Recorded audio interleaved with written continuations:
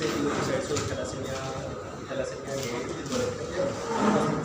guideline এটা package উলিয়াইছোঁ specially thalassaemia পেচেণ্টৰ কাৰণে আৰু ছ'চাইটিৰ যিসকলে থেলাচেমিয়া ভুগি আছে তেওঁলোকৰ ওপৰত ৰাখিছোঁ ধৰি লওক গভৰ্ণমেণ্ট হস্পিটেল আমাৰ ওপৰত আমি লৈ thalassaemia patient over patient burden বহুত আছে আহিলে প্ৰাইভেট ক্লিয়াৰ কৰিব সেইকাৰণে আমি এটা তাতে আপোনাৰ পেচেণ্টৰ আগে ব্লাড টেষ্টখিনি তাৰপিছত ৰিকুৱাৰমেণ্ট টেষ্টেবিলাক টেষ্টেবিলাক যাতে ইউজ কৰে যাতে কোনো ধৰণৰ ৰিয়েকশ্যন নহয় আৰু ব্লাডৰ পৰা যাতে এডিকুৱেট হিমোগ্ল'বিন ইম্প্ৰুভমেণ্ট হয় সেইটো লক্ষ্য ৰাখি যিটো এটা বেষ্ট যিটো এভেইলেবল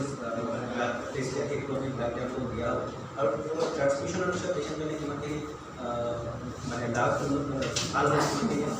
উন্নতি হ'ল ট্ৰিটমেণ্টৰ পিছত সেইখিনি লক্ষ্য ৰাখি ঠাইতে তাক ৰিচাৰ্জ কৰে তো গোটেই পেকেজটো জেনেৰেলি যিটো তেওঁলোকে দিছে এইটো এৰাউণ্ড 6,500 দিছে তো এইখিনি প্ৰাইচ আমি যদি হস্পিটেল থকা এডমিশ্যন হোৱা ডক্টৰ দেখুওৱা টেষ্টিং ব্লাড ট্ৰেন্সমিশ্যন কৰিছোঁ জেনেৰেলি সেইটো পচিবল নহয় কিন্তু আমাৰ হস্পিটেল ছ'চাইটিৰ কামত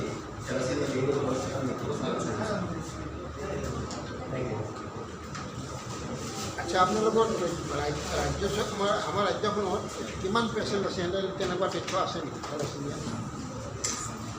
বৰ্তমানলৈকে আপুনি নাম্বাৰ শুনিলে নাম্বাৰটো ক'ব দিগদাৰ হয় কিন্তু ধৰক আমি কেৰিয়াৰৰ পৰা ডিটেক্ট কৰোঁ কেৰিয়াৰ যদি আমাৰ 15% আছে তাৰে এৰাউণ্ড 3-4% এফেক্টেড হৈছে কাৰণ কেৰিয়াৰৰ পৰা 25% এফেক্টেড হয় বুলি কয় যদি আমি ধৰক